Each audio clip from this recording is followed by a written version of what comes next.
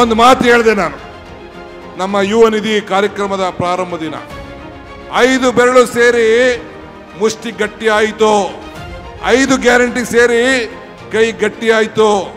ಇದನ್ನು ನೋಡಿ ಅರಳಿದ ಕಮಲ ಉದುರು ಹೋಯಿತು. ಇದನ್ನು ನೋಡಿ ತೆನೆ ಎತ್ತ ಮಹಿಳೆ ಎಸೆದು ಬಿಜೆಪಿ ಕಡೆ ಸೇರಿದಳು.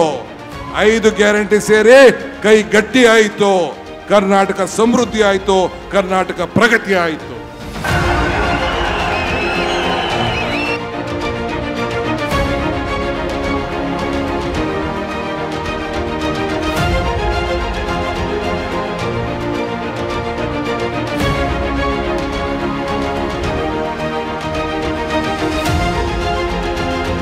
ಮರಕ್ಕೆ ಬೇರು ಎಷ್ಟು ಮುಖ್ಯವೋ ಹಾಗೆ ಮನುಷ್ಯನಿಗೆ ನಂಬಿಕೆ ಕೂಡ ಮುಖ್ಯ.